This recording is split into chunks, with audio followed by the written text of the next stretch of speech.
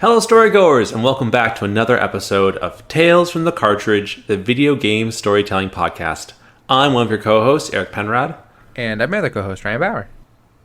Ryan, I think we were so thankful in November that it blinded us from making content for Tales for the whole month. We were just so Except thankful. for the first week. Yeah, exactly. We were just so thankful that we then took the rest of the month and didn't do any other work for Tales. Yeah. Without saying anything to anyone. Yeah. Which I think maybe happens every November. I think every November that happens. Should we make it a tradition now so it's not weird? Yeah, exactly. I think there's tons of podcasts. There's a handful of podcasts that I listen to that from like the month of November to till the new year, they just like put out old episodes, or you know what I mean. So that's really, yeah. There's a handful of podcasts I listen to that just do that because travel is hard. People do traveling, and then there's just a lot. It's just a busy time. It's a busy time. It's a busy time of year. Not saying that that's something we're doing because we're putting out an episode right now. But things happen. It's we're doing our best. It wasn't our plan. It wasn't planned. We are working on stuff, which is cool. Yeah, as always. actively. It's just exactly. a timetable. Yeah. It's getting things to work, and like you went traveling for your Thanksgiving, and I'll be traveling for my Christmas. Yeah. So we'll see what happens in December. But we'll do our best. Again, we have like 122 episodes. Right now, Yeah, exactly. Ton to listen to. We've got some great plans for things coming out in December. Hopefully they will all work out, and we'll get all the magical, wonderful episodes we have. But Ryan, how are you, and what have you been playing? I'm doing pretty well. The November felt like it flew by so fast. With the holiday and with everything going on, it was a busy time. But I'm doing pretty well. It's a really exciting time of year. There's a certain set of content creators that I watch who, like, the first 2 weeks of December, they just like stream nonstop and raise money for charity. So that's very exciting. So we kind of always have that on the background, and just kind of hanging out and enjoying the weekend. Just having a nice time. Yeah. What I've been playing. We just played earlier today some games of Heroes of the Storm, which is an old but still going MOBA, featuring characters from a variety of Blizzard games, such as Warcraft, StarCraft, Diablo, and Overwatch, as well as some other random guys thrown in there. And that's very fun. I'm not a super competitive gamer person, but it is always very fun to play games with friends and just like really whoop on some folks, and more than likely just get whooped on. Fodder for other people's happiness. Exactly. So that's really fun, and it's just nice to play games with folks, as always. I just started playing earlier this week, Teardown. It is free on PlayStation. It's free? It's free on PlayStation. Well, I mean, it's free if you have a member or whatever. So that's very exciting. If you're, I don't know. The PlayStation marketing is so bad that I have no idea what the tiers are and what tier I am. But I have it. It's free, so I downloaded it, and it's really fun. It's like it's really good, and it's like it has this really nice like first hour of setup that's really methodical, and you're just like breaking stuff and planning stuff, and you have like a minute to like make it all happen, and it's very, very fun and very satisfying when you get it right. I've been like bashing my head against the level for like a day, trying to figure out how to get everything in one run. But it's very, very fun, and like the physics are just a great time. Like after I finished playing the other day, my partner just jumped on in sandbox mode and just like leveled a town and had a wonderful time. So it's very fun. It has some very nice physics. That's so cool. So that's fun. And then but I don't know if I talked about this last time. I needed a Switch game to play, or not a Switch, a Steam Deck game to play, because my partner's been like really into Fallout, so she's been playing a ton of Fallout. So I wanted a game to play on the Steam Deck while I'm hanging out down there. So I started playing Graveyard Keeper, which is like kind of like Stardew Valley, but you like run a morgue in a graveyard, and people drop off their dead bodies, and you like put them in the ground, or extract their parts to make zombies to do like work for you. It's wild. It's very fun. Wow. It's got like a very like cozy game vibe, but with like this really dark and weird background, and like the church is a big part of the game, and you like run a church. It's a whole thing. It's very fun. It's very chill and That sounds interesting. Scratches the like little management-y, like cozy game vibe. Although I haven't played it as much, just because it doesn't feel as the perfect time of year as like late October, when I was playing it before. Yeah. But all that to be said, I'm doing great. Eric, how are you? What have you been playing? I'm good. I don't think I told you this, but I got my first earring the other day. What? That's amazing. I know. I don't think I told. I don't know if you can see it. It's a I got really close to the microphone. Sorry, everybody. I'll get close to you right now. I'll stop talking. It's right. Oh, that's super cool. It's the story goes you can't see it, but I'll post a random image of my one ear. I got a conch piercing. That's very cool. Which was cool. I took my fiance and I. She's got a bunch of piercings a couple months ago, and she's wanting to get more. So I surprised her. I had set up an appointment. We just went. She had no idea. We showed up at this piercing / tattoo place I've been to before for a tattoo, and we got conches, and everyone's like, "Oh, it's." I went last. My fiance went first, and so she got hers done, and she didn't flinch, but she's also very brave and strong, and I'm not. And so I was like, okay, all right, I can do this. Yeah. And they're like, don't worry, you're not gonna feel anything. And everyone's talking. I always hear people, because lobes are the biggest things you get pierced, right? And they're not a big deal to get pierced, and it's not that painful. It doesn't feel anything. Yeah. So then I got the piercing, and it hurt more than I was anticipating. It's it's kind of one of those moments. I didn't making jarring movements of pain, but it was one of those moments where you're in your own head, oh, that didn't feel great. That you know what I mean? Yeah. That stings. And my ear was just my fiance's ear was just kind of fine. It stopped bleeding very fast. My ear just would not stop. It actually got bruised. I actually had a bruise inside the ear. Yeah, so that was cool, but it's a lot better now. It's a lot of fun. It was just kind of cool. I don't know if I'll ever get another piercing again. I just kind of wanted to say I did. Just for the fun of it. That's very cool. Yeah. So it was fun. It was fun to kind of push myself and do that. I never thought I would ever get a piercing, so here we are, and it was kind of fun. Yeah. But I'm good. And I heard my mom came to visit me this weekend, and it was great. We watched a documentary on Jared Fogle, and it was horrifying to hear the subway guy just say horrible, horrible things. It was very jarring and bad. But but other than that, everything's great. As for what I'm playing, I'm still playing so much Fortnite. Wasn't there just a huge thing that happened yesterday? Yesterday, the Eminem concert. It was I think maybe I'm just not the right demographic. It was fine. So there's a moment in the game where they're essentially the OG map came back. It gets nuked, and then you kind of see all the different possibilities of all the things they're bringing into Fortnite this season. It's all these universes. So Lego's gonna be in Fortnite now. I saw that, yeah. What is it called? I don't think it was Hot Wheels. Hot Wheels or was it Hot Wheels? I don't know. It was some racing thing. It was either Hot Wheels or what's the soccer game? Rocket League? The Rocket League. I think it was Rocket League, actually.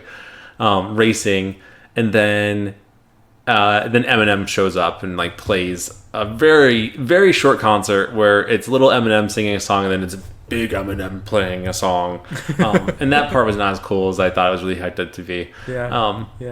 But it was fine. I did buy the Real Slim Shady emote. I am always been against being toxic, but then every time I see someone in a Eminem skin and I beat them, I play the song, and it's very toxic behavior. That's really not healthy. Yeah. But it is oddly satisfying. Yeah. So Fortnite, and then and now the new season starts today. I haven't played it yet, but I need to play it before I go to bed because I'm very excited for it. There's a lot of changes. They've changed this game radically this season. It sounds like, so it's very cool.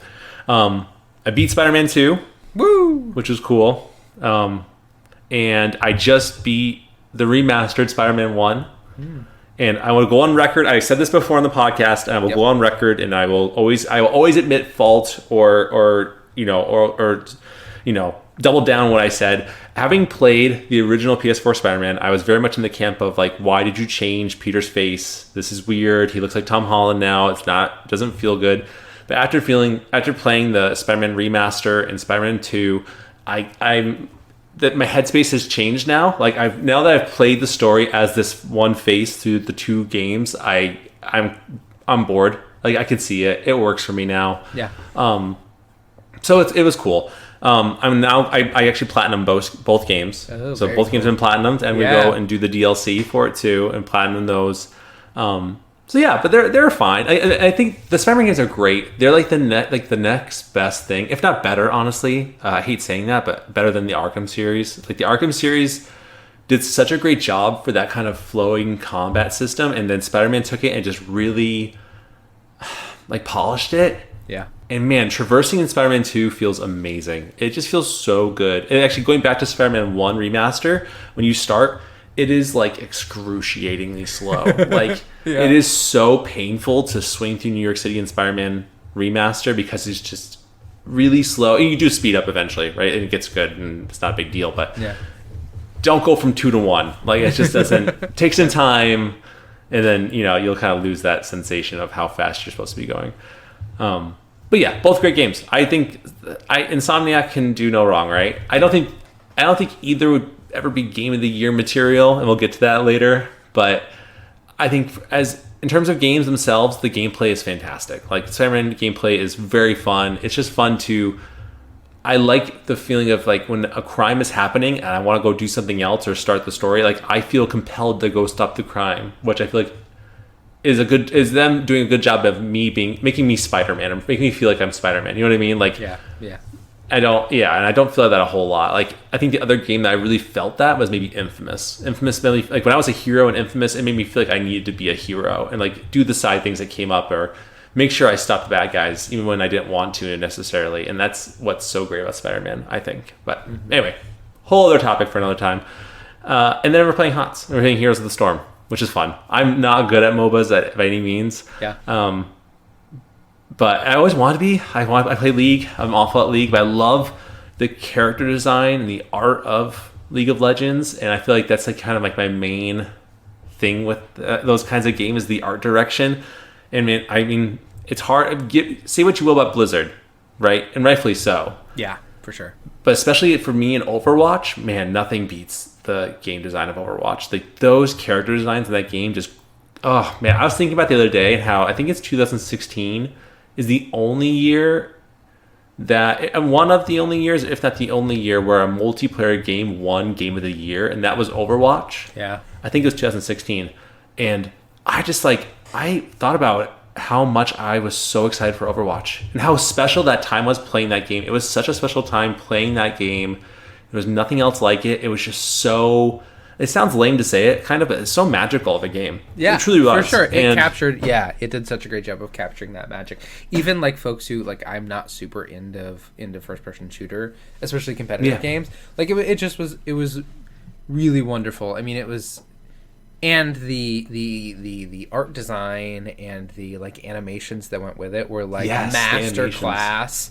And every time they released a short, even when I stopped playing Overwatch, anytime they'd release a short, I would like take the time to stop and watch it and re-engage with that universe, because it was such good storytelling and such good cinematics that it's really wonderful. Yeah, it's just that game is so special. And then I don't know, like, see, again, people have differing opinions on Overwatch 2. I really feel like it's not... It holds a little bit of the magic, but I feel like that's more nostalgia than it is the actual magic of itself, if that makes sense. Yeah. And I think that, like, they just released a new character. I forget Magua, I forget his name. He's been referenced in the game a gajillion times. Pretty much, he just looks like Maui from... he does. From that movie that I can't remember. That one movie. That's very good. It's a great movie. Yeah, what is that movie? I don't know. Moana. Yeah, great movie. Moana. Yeah, great movie. Like great movie. Yeah. Better than Frozen. Brr, brr, brr, brr. Yeah, hot take. I would agree. No, and honestly, again, going back to Overwatch has such a great art direction that character's art style and direction, that game, a part of me was getting pulled back into wanting to play it again, because it's just so... There's something about that game that's just so gripping. Yeah. But again, like, it's just...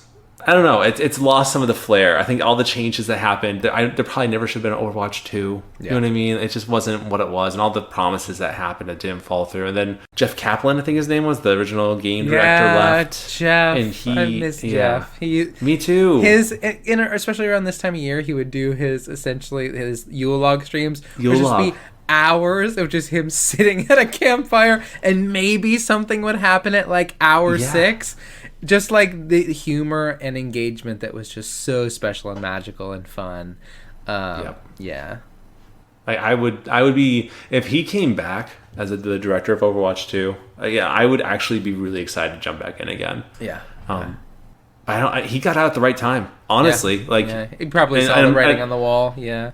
And I was really worried of all the things happening at Blizzard. I was worried about someone coming out with something against him. I was like, that would have all these horrible men at the company doing all these horrible things. Please don't let Jeff be one of those people. You know what I mean? Like, please let Jeff be actually a good person like we think he is. You know what I mean? And it sounds like, I don't think there's any accusations against him. So I don't think so either. Yeah, that these people who you end up like caring about and connecting with because you see them in the community, you hope that they're not a part of that nonsense. And I hope so too. Anyway, Overwatch, come back.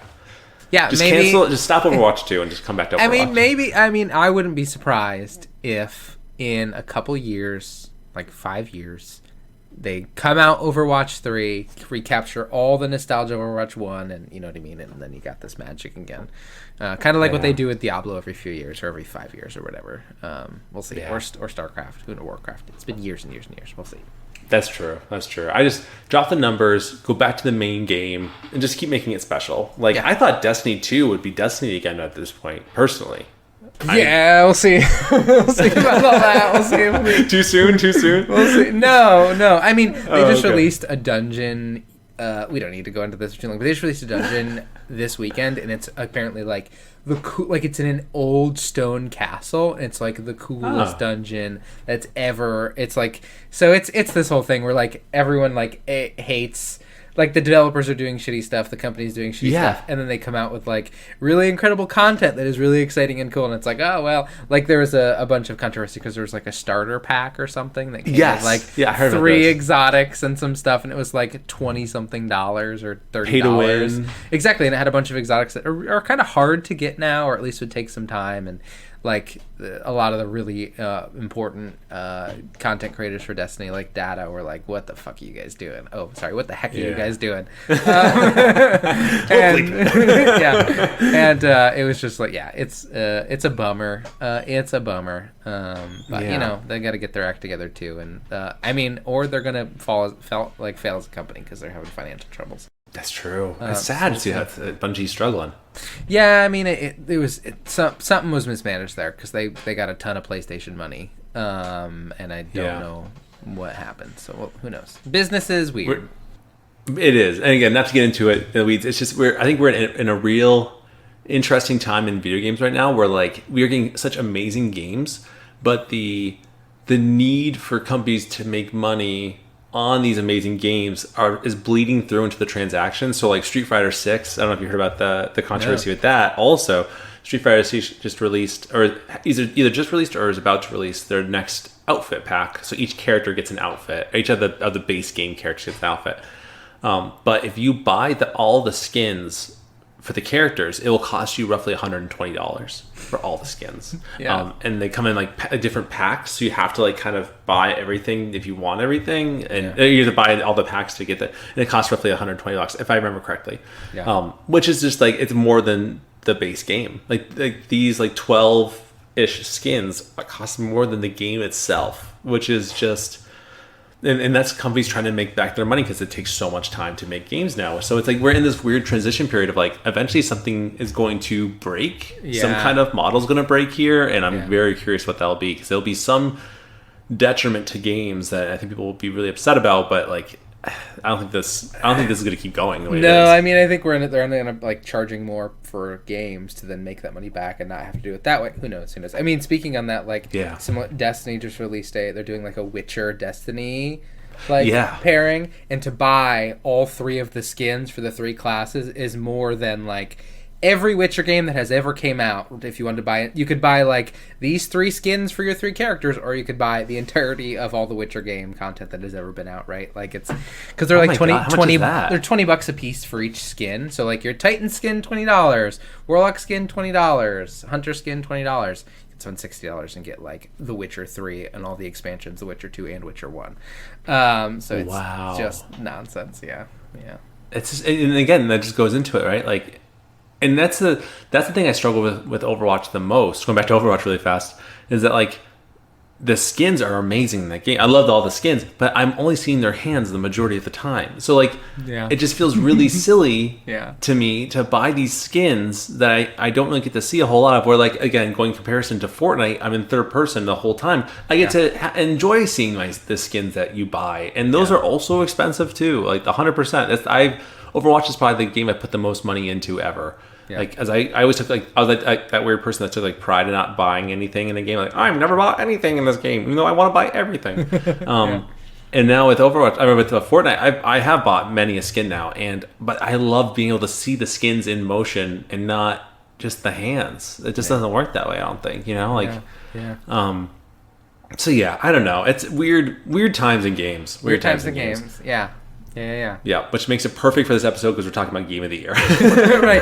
And the Game Awards, which are Game Awards, which is also like a weird thing that exists. This weird, like, the Game Awards brought to you by, like, Mountain Dew, right? It's such a weird... It's a Game Awards brought to you by, like, AT&T. Yeah, it's a weird... It's such a weird... I mean, I guess it's just, like, a decade or so behind, or a couple decades behind movies, right? Which are similarly marketed like crazy, but... It's gonna be wild. I low key hope, and hear me out. Not to make not to put it in a weird direction here, but I kind of hope like in the attempt of Joe Biden trying to be relevant for younger people, just shows up like, hey everyone, welcome to the Game Awards. He's like super confused, like, wait, where are we? I played Pong once. It was great. All right, here's George Keenly. That would be actually. So like really funny, so bad that it would be hilarious.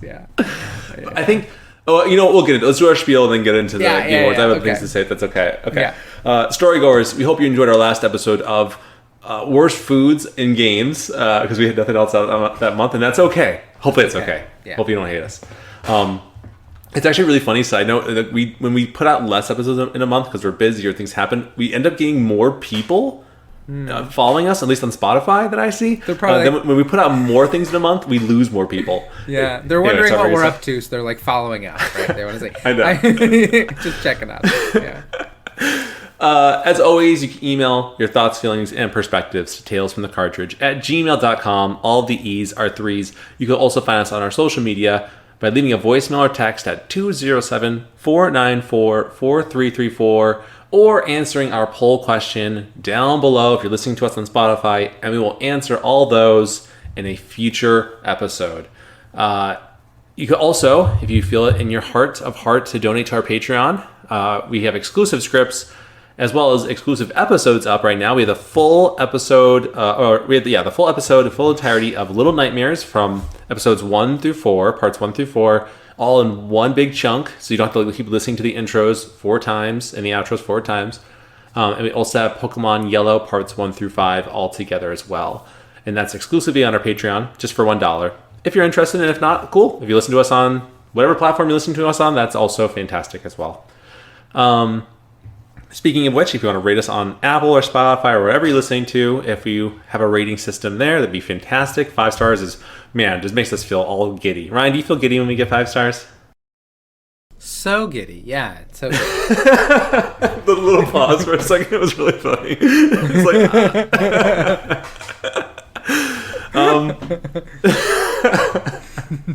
but today we will be going over the Game of the Year. Is that special moment, that special time of year where we all come together and we celebrate games. We try to move past the toxicity of what will, the toxicity of games, and come together to decide which one is the best one of all of them. And then if we have time, we'll be doing a character wheel, which is really fun. So, and if not, I'm cutting that out, so you'll never hear that part ever.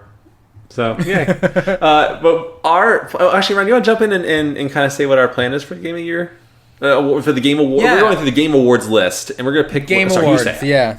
My bad. So we're gonna be going through. It's kind of gonna be a two-parter, but the second part might be Patreon exclusive.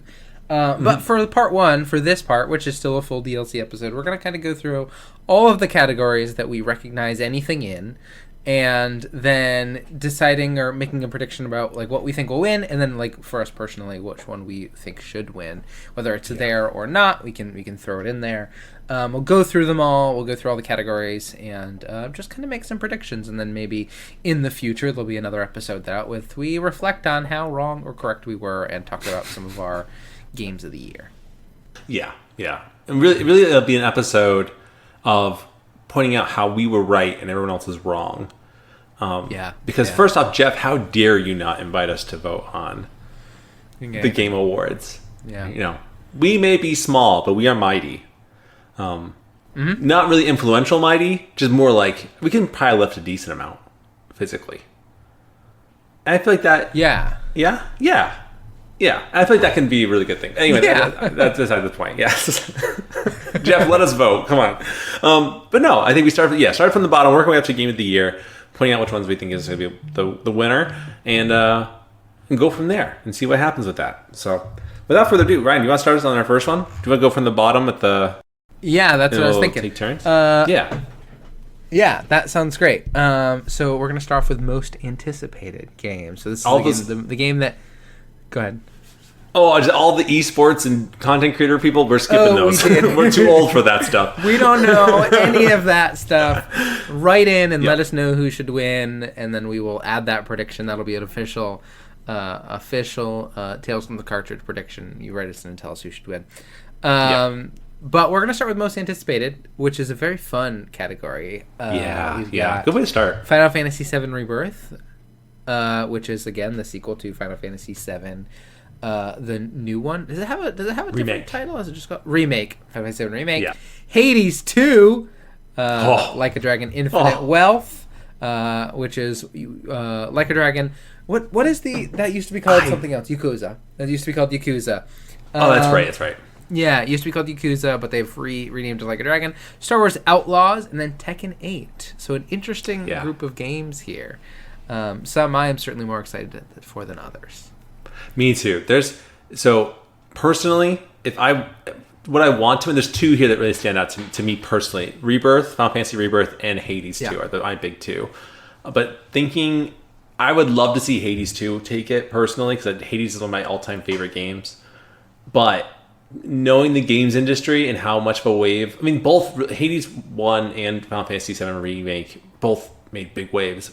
I just think that something tells me that the Game Awards will give it to Rebirth as the winner. I don't think Outlaws will take it. I don't think Tekken 8 will take it. I don't think Like a Dragon will take it, even though all three are very much anticipated.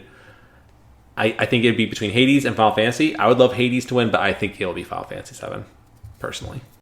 What do you think? I think I would like Hades to win. That is definitely my favorite of these games here. I think I've not played Final Fantasy VII of any form. Or really many of the Final Fantasies at all. But there is a lot of excitement about what they're doing for that franchise in a really interesting way. So I wouldn't be surprised if they win. I definitely would prefer Hades 2 to win. But yeah, I think it could go either way. Which you got to pick. Sorry, not to be that person, Ryan, but you kind of have to pick. That's fair. One. Okay. I think Hades 2 is going to win. That's what I say. Okay, we usually don't disagree on a lot of things. That's actually kind of cool. I know. Star Wars Outlaws is growing on me a little bit. I think it does look really interesting. But I'm also kind of just... You gotta clean my name like that, right? Spell my name W-E-I-C. I love that. So incorrect. Wick. I think Outlaws does look really cool. But I feel like it has a lot to prove. At least for me personally, after Jedi Survivor, again, Jedi Survivor is not a bad game, but it just really did not hit the way Jedi Fallen Order hit for me. It was not what I wanted. Finish Survivor? I did. Did you finish Survivor? Yeah, I did. Yeah? Oh, okay. Yeah, I also did. Yeah, I don't know if we ever talked about it, but we should talk about it sometime. Yeah, I agree. It did not hit in the same way. No, it was very different. Yeah. I think I had a better plot in my mind. I forgot what it was. But I feel like I almost feel like because we do Tales, I had this weird high and mighty like I like to write narratives of things that already have narratives, so I can think of a better one, kind of thing. I had a narrative in my mind that I thought would fit better. I'll think of it and talk to you about it. Maybe we'll do an episode on Patreon. We'll do all the episodes. All the extra ones on Put Patreon. everything behind a paywall. $1 or nothing, except for the other 100 episodes. But no, I think Outlaws has a lot to prove. But again, just for me, and I don't know, maybe for other people too, I think there's a reason because also, spoiler alert, Survivor is not on Game of the Year. Is not getting nominated for Game of the Year, and I think there's a reason for that. But and I'm actually excited for Tekken 8. I love fighting games. Tekken's never been a fighting game I love, but Tekken 8, there's something about it that is drawing me in. I'm actually really excited for it. But again, fighting games are such a niche. I highly, just the fact that it's nominated is already a huge win for the fighting game community. Tekken 8 will never win, though. I would be shocked if it won. Personally, and like the Dragon, I don't know anything about Yakuza games. Honestly, if I'm being real with you, I know they're very popular. People love them. People really love them, but have no. I think this might be the first. This might be the very first Game Awards where Legend of Zelda wasn't on the most anticipated. Oh my god, yeah! Because for years and years and years since the Game Awards starts, I feel like I either had Breath of the Wild or Tears of the Kingdom was on this list and won every single year. Yeah, so because it was like in development for like 5 years. Or 7 years or something like that. Sure. The longest development cycle which is wild too. Side note. We can also talk about this another time. The Zelda movie being live action, I think, is worrying me, but I can talk about that another time. That has nothing to do with this. I just wanted to say that out loud. I just wanted to vent my fear out loud. If anyone hasn't watched it, there's someone on YouTube. I forget the name of the person, but if you Google it, you'll find it. Someone made a Zelda Ocarina of Time movie, a short little film in the style of like Studio Ghibli, and it's really cool. It's very beautiful, and man, after hearing that Zelda would be live action and then seeing the Studio Ghibli-esque short movie of Ocarina of Time, it's like, no, please don't do this. I don't want to see Tom Holland be Link and run around. I can't. I need to see it. I need to see it animation or nothing else. But that's not the point. Sorry, we're moving on. Next category. Best adaptation. That is, and the nominations are Castlevania Nocturne. Nocturne? Right? Nocturne's right. Yeah, Nocturne. Yeah, doing great. Gran Turismo, The Last of Us, Super Mario Bros. Movie, and Twisted Metal. If the standout to me, Ryan, is The Last of Us and Mario. Gran Turismo, whatever. Twisted Metal, I heard was fine. Gran Turismo was bad. I heard Twisted Metal was much better than you did. I heard Gran Turismo was actively bad, and I've heard Twisted Metal was so much better than it has any right to be. I'm not saying I'm right. I'm not saying what I heard is correct. That's just you heard it here, folks. Ryan is very adamant that Gran Turismo is garbage. That's his perspective only. Not just the movie, but all of the games in the entire franchise. Just bad. It's bad.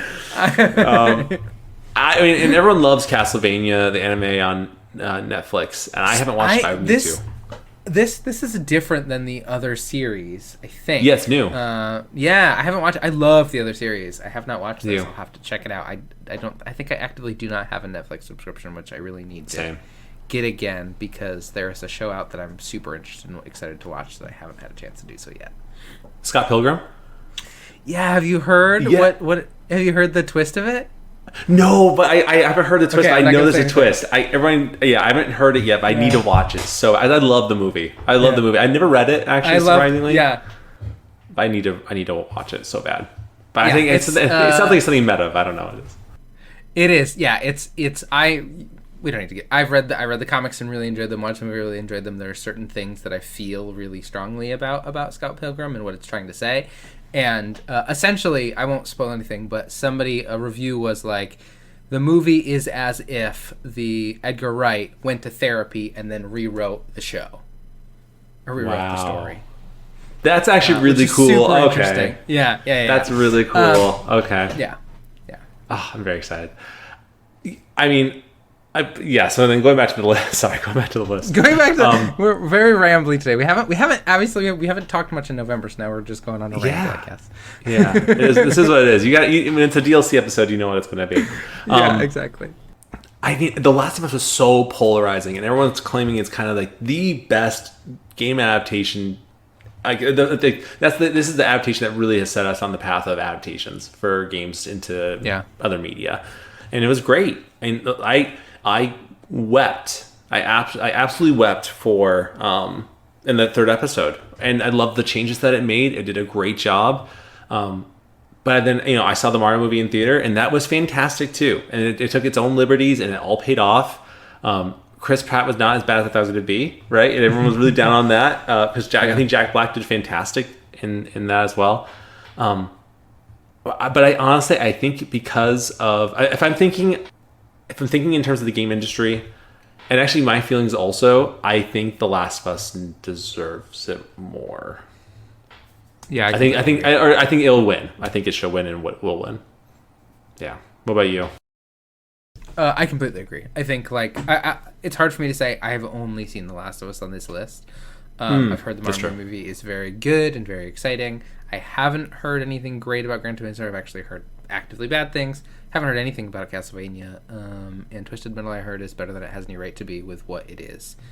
But Last of Us, I watched and really enjoyed and was very good and did a really good job of capturing the feeling of that universe and of that narrative. Yeah.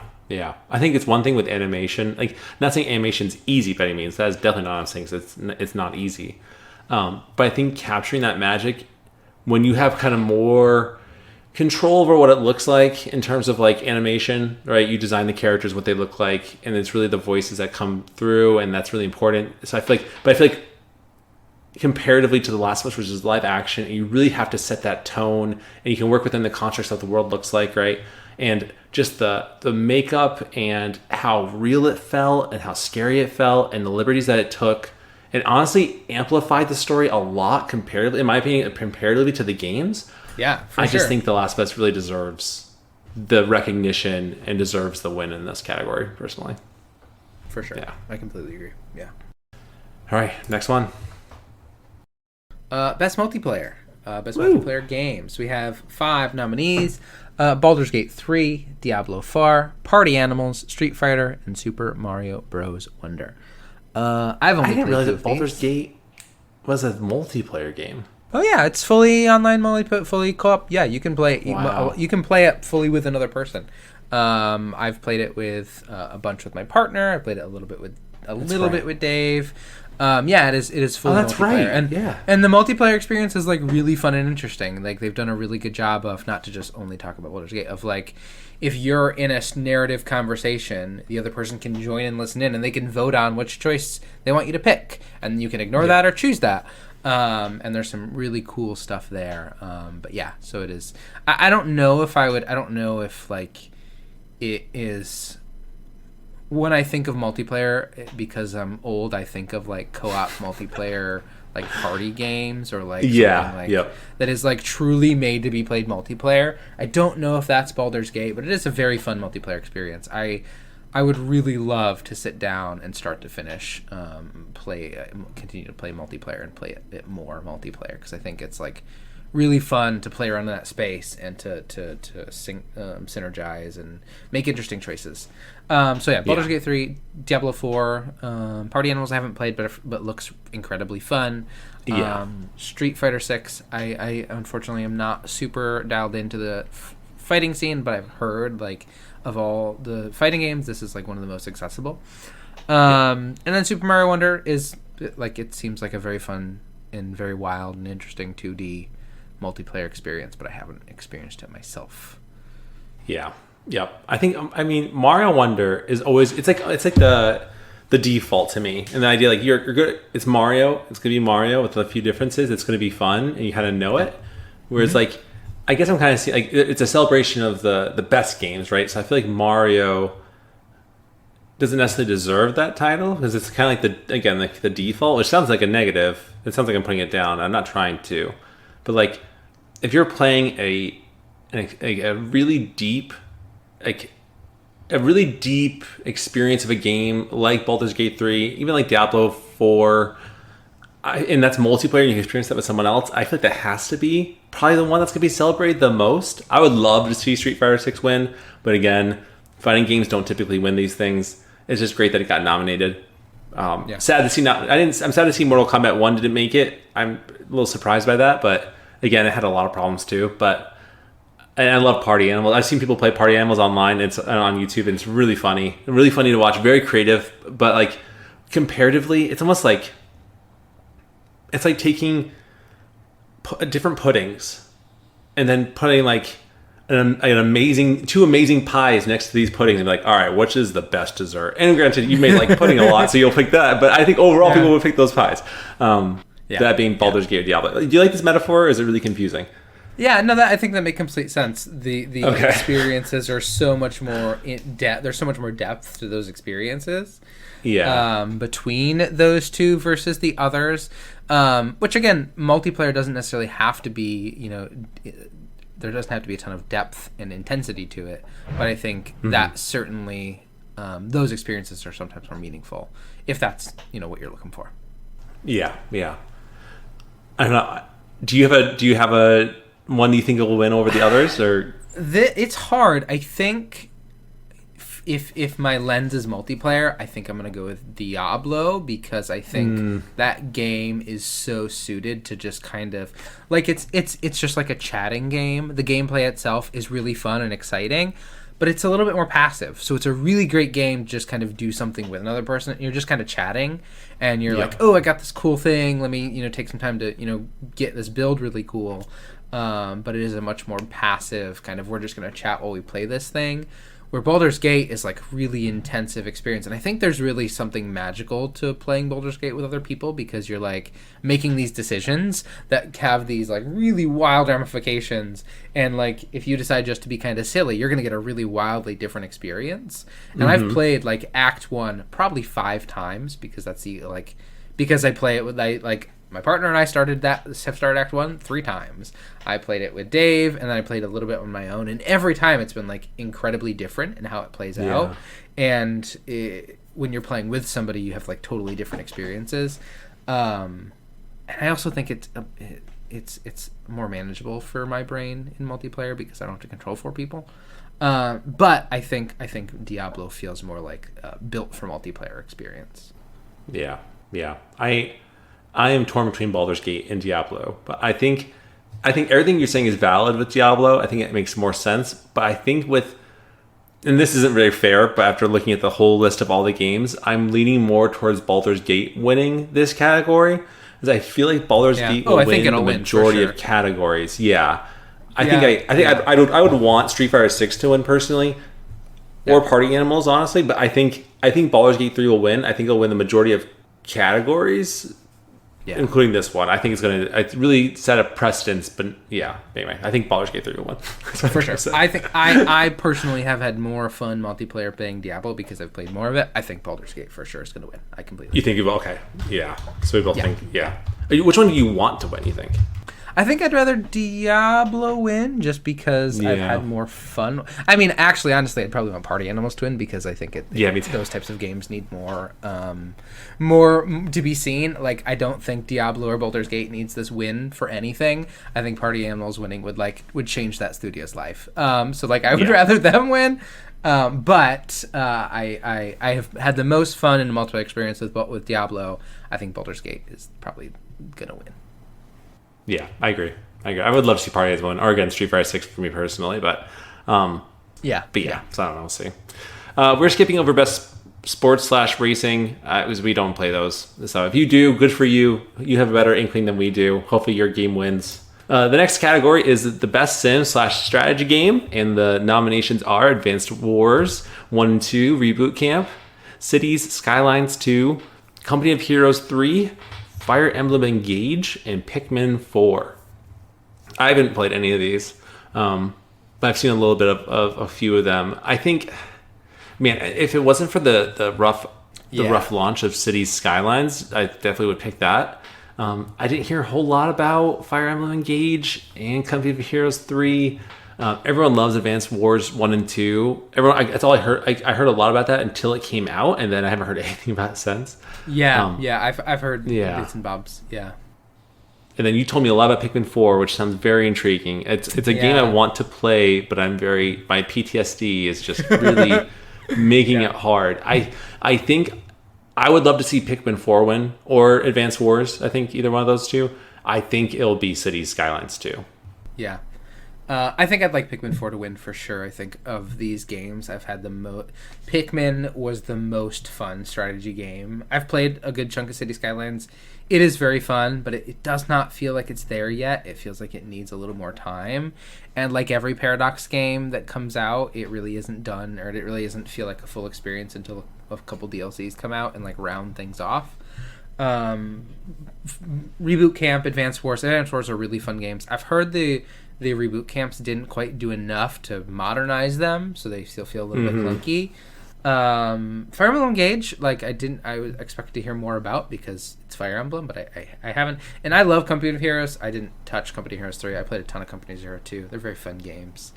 I don't know anything about it. So I hope Pikmin 4 wins. I think, like you, City Skylines was so beloved. I think unless people are dialed into how much of a mess it was at release, and it's still very good and very fun.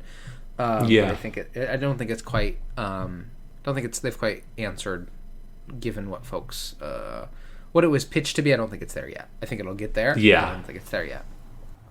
I think comparatively though, with all these other ones, I just don't think, with how big City Skylines is, I just don't think the industry would ever not pick that one over the others. Though I do feel like the other ones deserve equal consideration, obviously. Like Pikmin is a huge staple now in Nintendo. Like it's not as big as other properties for sure. But definitely influential, I would say. And Miyamoto's favorite, so it should win. Is that Miyamoto's favorite? It's his. The reason it still exists is because it's his baby. Yeah. Zelda is his baby. How dare he? You're right. I'm sorry for saying anything otherwise. How dare. That's why it's going live action as a movie. Whatever. Yeah, Pikmin would be animated for sure. He would make sure. Yeah. He would get Ghibli. Yeah, but that would be right so away. Traumatizing for kids. Pikmin would get eaten so fast in that movie. It'd be horrifying to watch. Yeah. Oh, I hate that. I shudder. I almost said I stuttered to think of it, and I meant to say shudder. Yikes. Anyway, next category. Best family game. So these are games, presumably you'd play with your family. Disney Illusion Island, Party Animals, Pikmin 4, Sonic Superstars, and Super Mario Wonder. I heard a ton of... I heard nothing about Disney Illusion Island. I know nothing of it. Party Animals, seen, looks fun, haven't played it. Pikmin 4, I don't know if I would say it's a family game. I mean, maybe truly in name alone, it is like the most complex and most like demanding, I think, of the Pikmin games. It's like asks the most of you to like think really carefully and thoroughly, especially to get to like the end game stuff, which I guess is optional technically. Sonic Superstars, no idea. Not sure. I think Super Mario. I heard it underperformed. For sure win. I think Super Mario Wonder probably will win. I think it's a shoo-in for this category. I think because it has the like easy multiplayer mode, plus it just has multiplayer. I think like I can imagine a family sitting down and playing. And it has the name recognition of Mario. But what do you think? Yeah. So you're picking Mario? I think Mario's going to win this category. I prefer Pikmin 4. I don't know if I'd see it as a family game though. Maybe that's just because I don't have a family. Maybe it would be. There is like a co-op mode with it, but the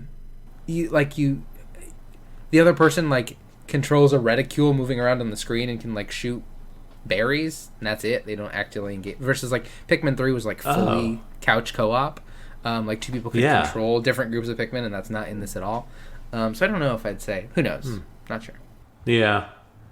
I hear. I think you definitely make a valid point. I think Disney Illusion Island will not win, and I think Sonic Superstars, I heard, undersold, and not to say that matters, but like didn't do as well because Mario Wonder came out the same month. So like again, not saying that means that it's a worse game and won't win, but I think it's less likely. Yeah, and just so folks know, these are voted on by like the media, like the games media. So like obviously, them underperforming doesn't mean it's a worse game, but they're writing about that it's underperforming, so that's going to impact their idea of who will win, which is kind of why we're thinking that way. I'm between Party Animals and Mario, and I think because Nintendo, again, this isn't really very fair, but I think Nintendo is nominated for several categories. I see the games industry voting for an underdog in this category for some reason. I think Party Animals will win this one. Okay, all right. I do feel like Party Animals has raised such a ruckus about like how I am getting so old. I said the word ruckus. I can't believe it, and I used it unironically. That sucks. Yeah. But I think it has created such a ruckus that I think people are going to want to reward that, and I feel like this is the category to do so. I think best family. What better way for your siblings to beat the crap out of each other when you're young than in a game like Party Animals? You're just beating each other up, right? And I think it's kind of a fun way of doing it. I do think Mario. I think it's between Party Animals and Mario. I think you're right. I think Pikmin 4 wouldn't fit that. Yeah. But I don't know. I think it'll be Party Animals, and I hope it's Party Animals. But definitely, if it's Mario, I won't be surprised. I think you're 100% correct and valid what you're saying. Yeah. All right. Woo! We didn't even plan this, and it worked out well. I get to do best fighting. Best fighting game. Woo! Okay. Right? Is it my turn? Yeah, it's your turn. Yeah, this is yours. Okay, cool. All right. So the nominations are God of Rock, Mortal Kombat 1, Nickelodeon All-Star Brawl 2, Pocket Bravery, and Street Fighter 6. Now, I will be super upfront. I've only heard a little bit about God of Rock. I heard it's decent. I have not even heard of Pocket Bravery, so that one went over my head. But I had definitely played and heard of Mortal Kombat 1, Nickelodeon All-Star Brawl 2, and Street Fighter 6. I will give credit where credit's due. I don't think Nickelodeon All-Star Brawl will win, but it is leagues better than the first game. The first game had no voice acting. It had no story. It really didn't have a whole lot. I just don't think it had a story. Whereas in Brawl 2, it has fully voiced characters that interact with each other. There is a storyline. It is leagues better. It actually got really good reviews too. It is leagues better than the first one. It's very much a Smash-inspired game, which is really cool. I think it being nominated for Best Fighting Game is great for itself, and you know the developers should be happy with that. I do think it's between Mortal Kombat 1 and Street Fighter 6. I think it's really between Mortal Kombat 1 and Street Fighter 6. I think as much as Mortal Kombat has changed and kind of made it more of a tag team, is what it's called, a tag team system fighting style game, which is fun if you like that kind of fighting style game. I personally don't. I'm not good at it. Where you're it's like more of a Dragon Ball Fighters kind of system where you're fighting and you're tagging someone in to kind of fight from behind you to add to your combo chain, which is really cool for people who love that and excel in that. It's really rewarding, but it's just very difficult. Whereas Street Fighter 6 has done a really good job implementing new systems and making it so much easier for people who don't play fighting games to join and enjoy it and adapt, and has really kind of elevated the fighting scene, I think. So personally, I would love to see Street Fighter 6 win, and I do think it deserves to win. I think that Street Fighter 6 has done a lot for fighting games this year. Yes, it does have problematic things in place with how much money it costs to buy things. Mortal Kombat 1 is also, in trouble for that as well right now, so to speak, with their monetization of stuff. But regardless, I think Street Fighter 6 will be the one to win, personally. Yeah, of these games I've heard of, which is only Mortal Kombat, Nickelodeon All-Stars, and Street Fighter, I've heard that Street Fighter, even if you don't ever go online, is still a very fun gameplay experience. Yeah. And even if you don't fight any other players, it's still just a very fun game to just play around in and like learn how to play a fighting game. And I think that is something that should be celebrated and highlighted in a way. And I also think it probably will win just because Street Fighter 6 is because of that has become like really well renowned and really celebrated. So I agree. Yeah. I think Street Fighter 6 will win and should win. And the art style of that game is not that has anything to do with it. But man, I just love the art style of Mortal Kombat 6. But honestly, Street Fighter 6. I mean, not Mortal Kombat 6 of Street Fighter 6. But Mortal Kombat 1's art style is fantastical. So that box art of Liu Kang being a fire god is so good. Like, I really love that box art so much. Like the art direction of that game is, I personally find fantastic. One of the better ones from Mortal Kombat. Comparatively from last year, but or last game, I mean. Anyway. Next we have Best RPG, which has a bunch of heavy hitters, so we will see how this goes. RPGs is Baldur's Gate 3, Final Fantasy, is that 16? 17? 18. V1, 16. I assume. Is that 16? Final Fantasy 16, yeah. Sorry, I couldn't find the right one. That's okay. 16, yeah. Baldur's Gate 3, Final Fantasy 16, Lies of P, Sea of Stars, and Starfield, which all of these games have been very well celebrated and yes. People really love. The one I've probably heard the least about is Final Fantasy, but that's probably because of the media I consume isn't super Final Fantasy focused. But I've heard a lot about all of these games. Baldur's Gate 3, obviously, like we've talked about, is very well loved, has a really cool RPG system that is like completely based on Dungeons & Dragons 5th edition, which is, the most recent for now. It's probably in the next 6 months that will change. The most recent Dungeons & Dragons edition. And is a really cool RPG game in which you can kind of do anything, and it's very creative. Final Fantasy 16 I don't know a ton about. Lies of P is a Souls-like inspired game that people really love and seems to be more accessible and still let people like really enjoy the cool RPG elements that come from those systems. Sea of Stars is this beautiful indie game that people who enjoyed JRPGs and people who don't have fallen in love with. And then Starfield is the newest big RPG from Bethesda. I, of all these games, have played the most Baldur's Gate. I've played a little bit of Starfield. I played a little bit of Sea of Stars, but I don't know if I gave it a fair shot. I just downloaded the demo on my Steam Deck. I would like Baldur's Gate 3 to win because I've played it. And for this, I don't know. I think Lies of P has been really big. Final Fantasy maybe has been really big. And I know Baldur's Gate has been really big. I think Sea of Stars will probably win Best Indie. I don't know if it'll win here. Yeah.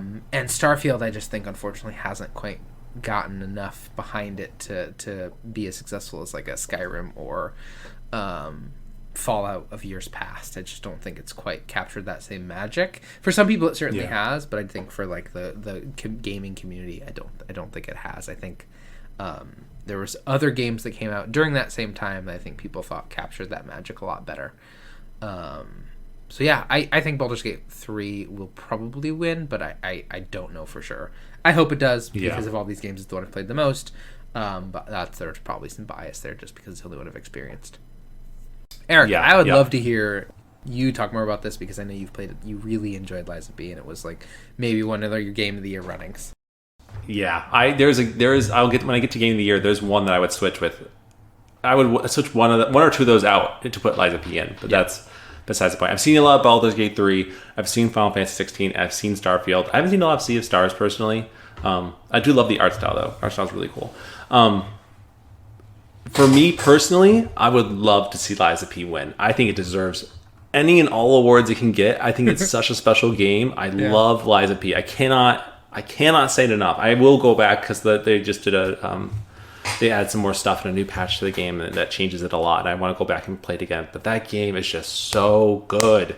I highly recommend it. Even if you don't like Souls-likes, it can be punishing at times, but man, it's so rewarding to get the win. And they just made it a lot easier to beat the game too. Not a lot easier, but they made it a little bit easier if you struggle with Souls-like games.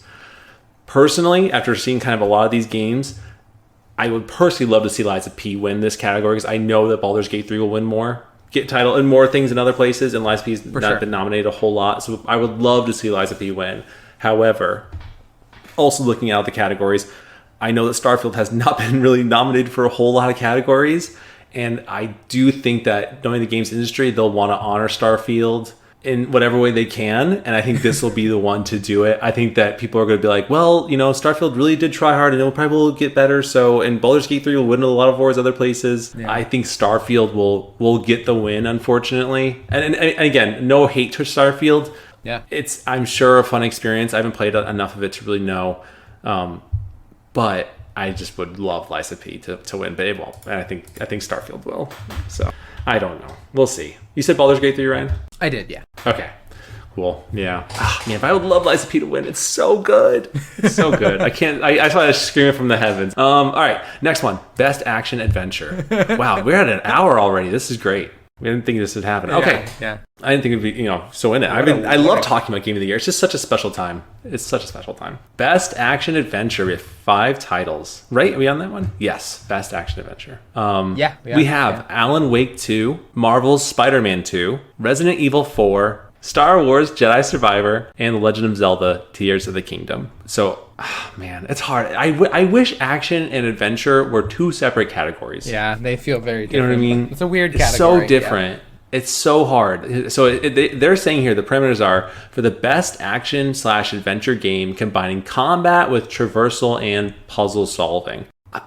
Man, this is so hard. I have played the majority of these games except for Alan Wake 2, which I really want to play, just haven't gotten to yet. But when they're putting it in terms of combat with traversal and puzzle solving, 2 stand out for me personally as ones I think will win and should win. And those 2 are Marvel's Spider-Man 2 and The Legend of Zelda. Resident Evil 4, great game. I don't think it stands up to the other ones personally. And Jedi Survivor, I don't think was the best game.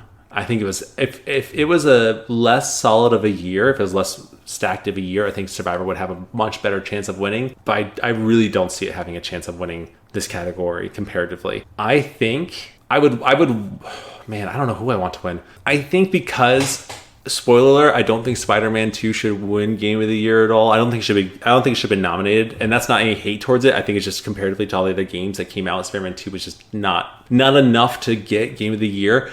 I would want to win, and I think it should win action adventure game for this category. I think Spider-Man 2 is such a big game for people. I don't think it stands up to 2 particular titles in terms of Game of the Year, so I think the industry will say, I think Spider-Man should win this category. So I actually think Zelda should win personally, but I also loved Spider-Man 2, and I kind of think it should win, and I want to win that. So between the 2, I want either of those 2 to win. I think it'll be Spider-Man, though. I'm being very confusing. Sorry. It's almost like you're picking between 2 lovers.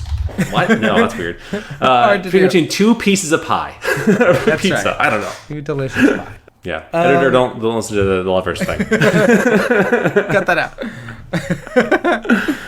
That's a weird. I don't know. I mean, I think I've only played 2 of these games, Survivor and Tears of the Kingdom.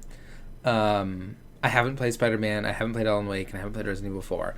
I think looking at traversal with puzzle solving, I think Tears of the Kingdom has done like something pretty revolutionary with that experience in the same way I think Breath of the Wild did, but I think even more so. I think there are so many ways to solve the puzzles in Tears of the Kingdom that I think it probably will win. I think it probably should, because I think that's what that game does best, is the action-adventure puzzle-solving experience.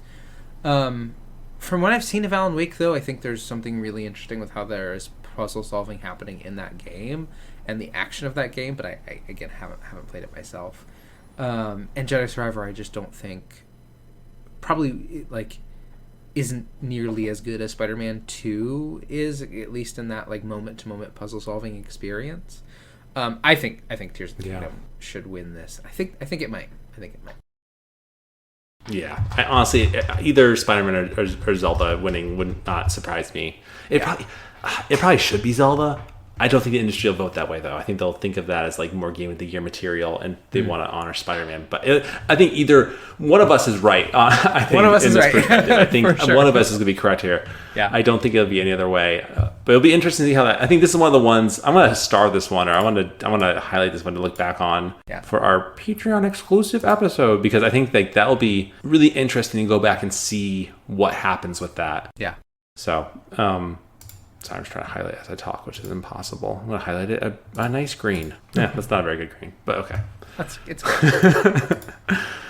See, this makes no sense. The next one is best action game. How does that make any sense? I guess, just do adventure game. Yeah, well, because like one is combat and one is combat and also puzzles, I guess. But just make it. Well, I guess that's true. It's still nonsense.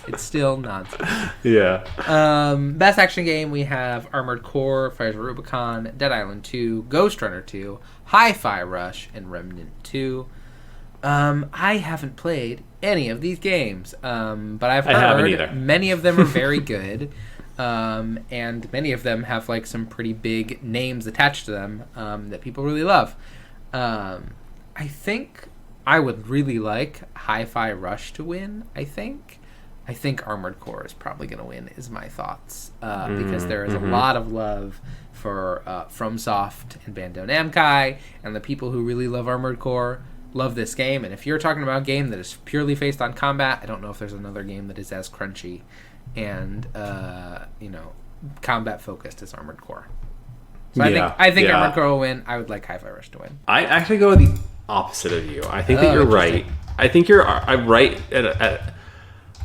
in a sense, but I think that because of the success that From Software always gets, like Hi-Fi Rush came out and just blew everybody away. And I think that everyone, again, in the same way that everyone loved Armored Core so much, people really loved Hi-Fi Rush as well. So I think it's between these, I also didn't play any of these games. I did watch a few. But just kind of seeing the gameplay between those two, I feel it's going to be between Armored Core and Hi-Fi Rush. I really don't personally care which one wins, if I'm being honest. But if I'm thinking of the industry, I think with how much everyone was very excited for Armored Core, but no one was ready for Hi-Fi Rush because it literally just came out. I forget where it came out. It's some kind of public thing, award thingy or something. But it really blew people away. I think that left a huge impression on people. So I think Hi-Fi Rush will win that award personally.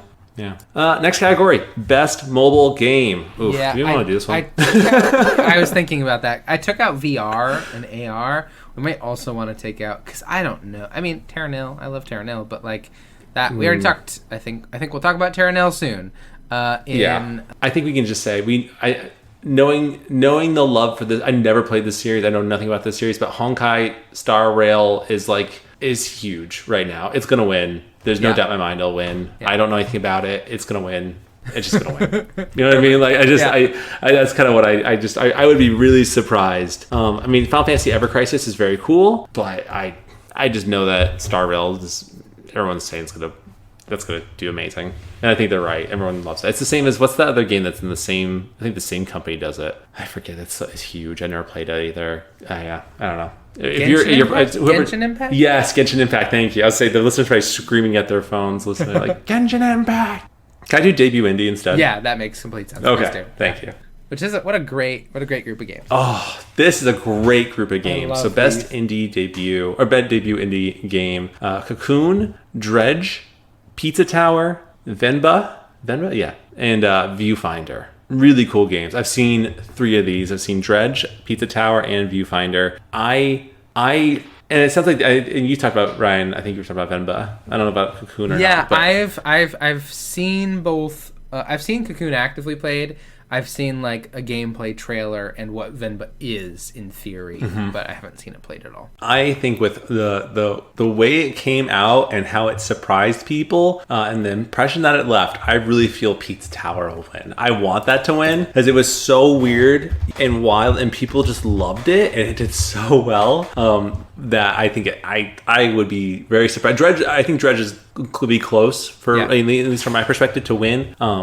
But I think Pizza Tower will take it. Yeah, I really love Dredge and I really love Viewfinder. Those are both games I've played fully. Venba, I think, is a really cool game. I hope it wins in one of the categories coming up, I think. I think I want Viewfinder to win of these. Viewfinder is such an interesting and cool game, and it is the closest any game has come to scratching that like Portal itch of like this really creative and interesting but absolutely wild game that I'm not actually fully sure how as a game it works, because technically it's so cool and interesting. But I do agree. I think Pizza Tower was so huge and so out of nowhere that it probably will win. But I think I want Viewfinder to win. I think Pizza Tower will win. Viewfinder is very cool. It doesn't make any sense how it works. You know what I mean? Like it really is like such a really cool game idea and very fun. Like it's fun to watch people play that game and figure out like, I think that they have to reshape the way they're thinking about how to solve a level. And that's really cool. That's very, very cool. Next we have Best Independent Game, which again, weird categories. You have debut indie game, and independent game. Cocoon is back again, which this is a game I really need to play because I've seen it a bunch and it looks very, very cool and kinda Melts Brainy. Dave the Diver, such an incredible game, such a wonderful game. Dredge, wonderful game as well.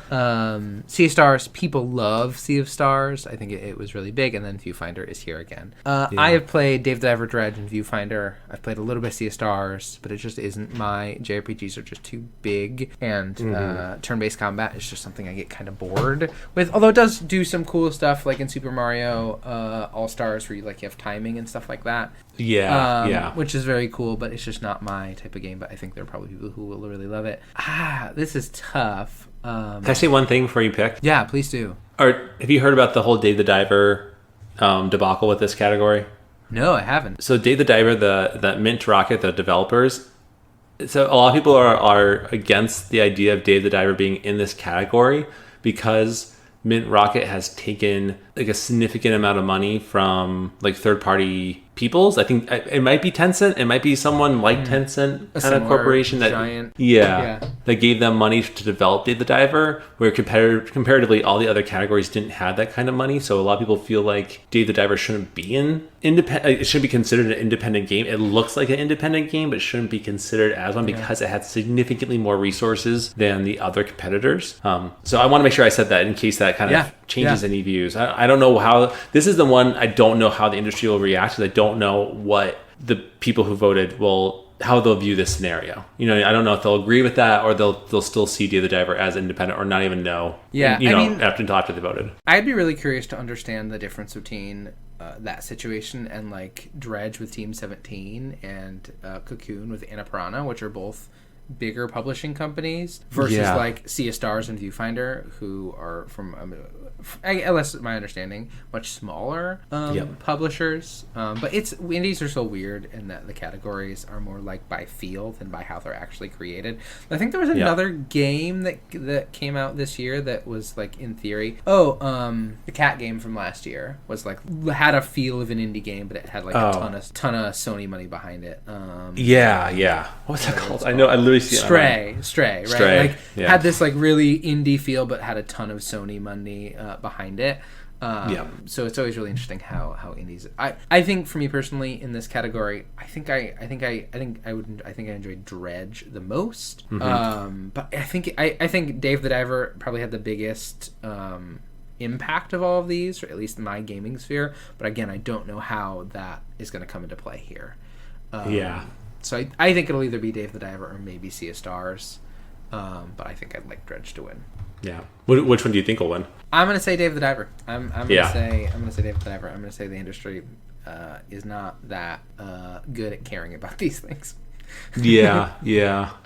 I think that's why I'm struggling so much with it. I don't know what the industry as a whole will say about this. This will be really interesting. I think this award, whoever it goes to, will define what independent games mean from now on, because it could. Does an independent game mean a game that looks very indie but also has a lot of money behind it comparatively to something else that clearly is AAA? You know what I mean? I don't know. It's gonna be interesting. I'm gonna go the opposite way. I'm going to think the game industry is going to understand or feel that that's not more indie than it is another one. I'm gonna say Viewfinder's gonna win this one. I think that game is wild, and the fact that they pulled that off as more of an indie studio will be something the game industry kind of takes and runs with more so personally. But I wouldn't be surprised if Dave the Diver does win. I mean, honestly, that's the one that would likely win. If I didn't know any better about the money situation, I would think that's the one for sure. Win. Yeah, 100%. Everyone loves that game. I've never played it, but I've seen it. It's very fun. It's a very fun game. Yeah. Next one is Best Community Support, and the nominations are Baldur's Gate 3, Cyberpunk 2077. I had to reread the number to make sure I said that right.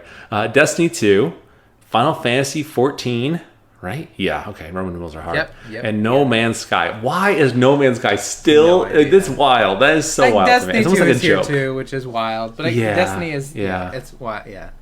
There's no doubt in my mind with how far Cyberpunk has come that Cyberpunk's going to win. It has to. I mean, Cyberpunk is the No Man's Sky of 3 years ago, right? That's the situation we're in. Yeah, exactly. 100%.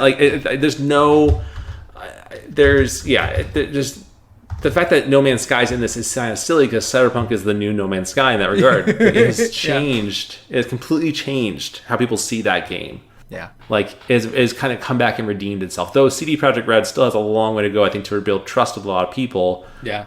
I do feel like Cyberpunk helped that for them. For sure. And I don't, with respect to Destiny 2, I don't see the I think if this voting would have happened 6 months ago, this would be a completely different story.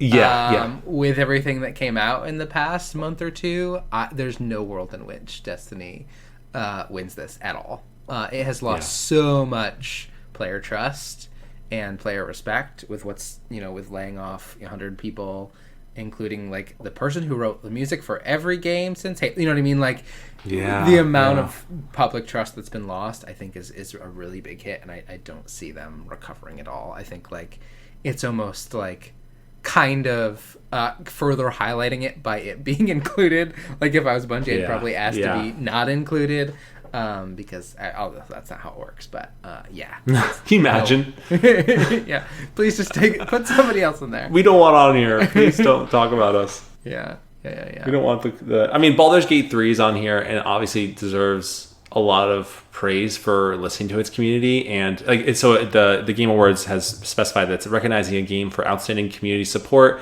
transparency, and responsiveness, inclusive of social media activity and game updates / patches. And I think Baldur's Gate's great in hearing their community and listening to them and adding more things that are really great. It was an early release game, right? It came out in early release and was like completely formed by that experience. Yeah.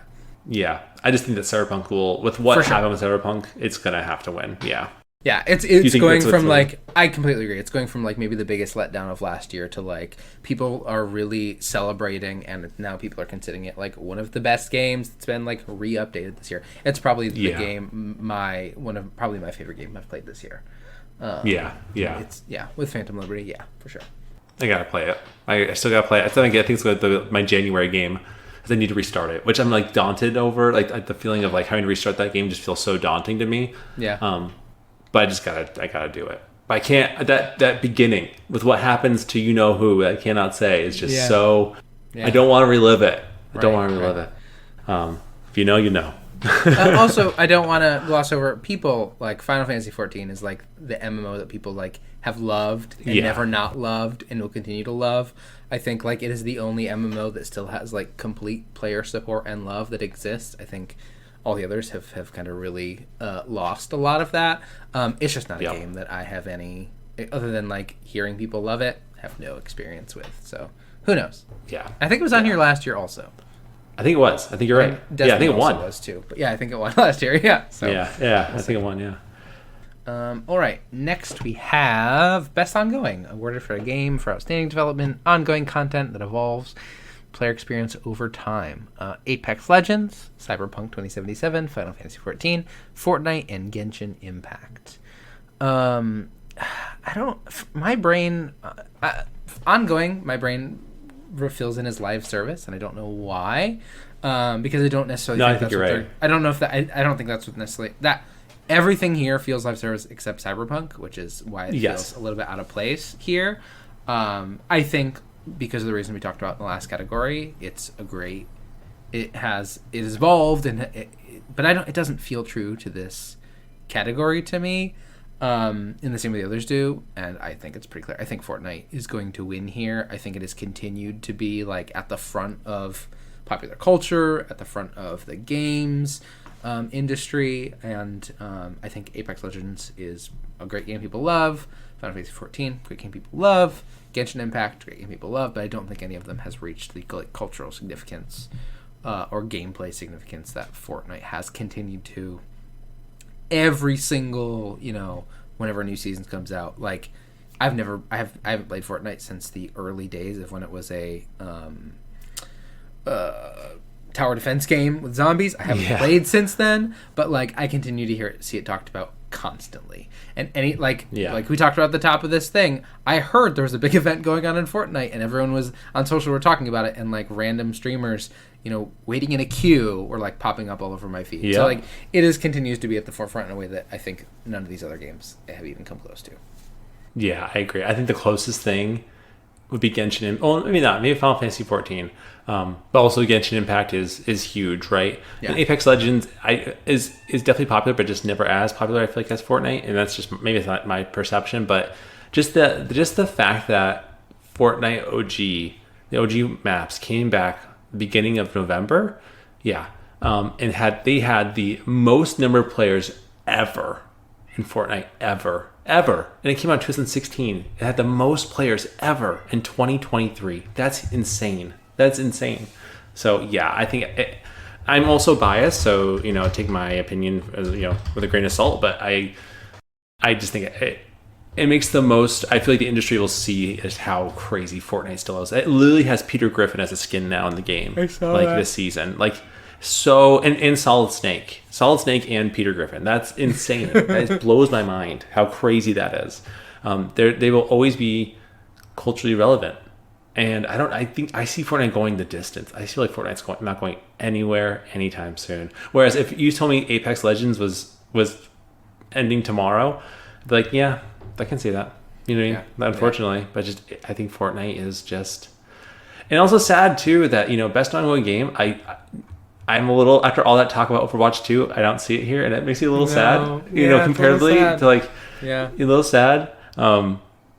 But maybe that pushes it to be better. I don't know. That's not the point of talking about this. But yeah, I think Fortnite takes it for sure. It has to. All right. Oh man, this is a bad one for me because I haven't played any of these. So Ryan, you might have to step in. Yeah, I'm happy to help. Games for impact.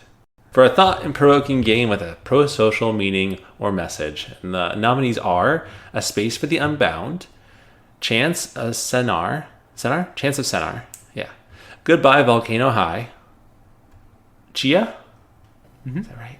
Okay, cool. Terranil, and Venba. And now I only have seen Chia a little bit. And I saw the trailer for Goodbye Volcano High when it first came out. But I have never played any of these games, nor have I seen a lot of these games. So you know what, Ryan? I'm going to be that person and say I think that because it's games for impact, they all should win. They all should win. That's very nice. They probably all should win. I know nothing about A Space for Unbound, which now I need to learn more because I do love Toge Productions because they used to make the what do they call their mobile games. They also made Coffee Talk. And they also made the old zombie games, the old zombie phone games where you spread zombies and stuff like that. But I have never heard of this. Infectinator. Infectinator. Oh no, never heard that one. Yeah. So I have no idea what this is, but I really want to check it out now because I do like their stuff, and they are a cool company. Chance of Shannara is a game I really want to play. It is a game where you it's a puzzle game similar to almost like an Obra Dinn or a Golden Idol, but the puzzle is language. So throughout the game you learn words, and you have to then using those words put the language together. And so you're learning the language through the game. And I think there's probably a really cool narrative in there. I don't know what it is. Volcano High, I don't know anything about other than the trailer. Chia is so cool as a game. It feels very Breath of the Wild in its scope and gameplay. But what is very cool about it is it takes place entirely on a real place, New Caledonia, and it takes all the myths and the stories and the animals and creatures of that world and lets you just play in a playground of it. It's really, really cool and very fun. My partner played it start to finish, and it's very weird, but a very fun and cool game. And the fact that it exists is really cool. It's made in New Caledonia by those developers, and it's just really cool and a beautiful game where you will go and join a celebration and hear New Caledonian folk songs that you will then participate and play in. It's really cool, and I would love to see more games like this. Terranil is a game I really love that's been around for a little while. It was actually just Devolver picked it up and republished it. It's a game where it's the apocalypse, and you're putting machines down to regrow and replant and repopulate. It's this really beautiful game. You grow, here's the deer, and then at the very end you destroy all your machines and fly away and create this beautiful lush green world. It's a very fun game that I really enjoy playing and would like to play more of. And Vebna is a cooking narrative game about I don't know the exact culture, but I believe it is Southeast Asian culture that looks really, really cool, but I haven't played much of, but I know my partner is very interested in it, and if probably after the Game Awards we'll buy it and play it. Yeah. Of all of these, the one I think is the most cool and interesting is Chia, and I hope it wins. I'm gonna guess that it wins, but it feels like the largest of these. But I haven't played Venba, and I haven't played Space for the Unbound, but I think Chia will win. Yeah, I'm gonna just say yes because that's the only one I know, and I think that's probably the only one. Not the only one. That's not bad.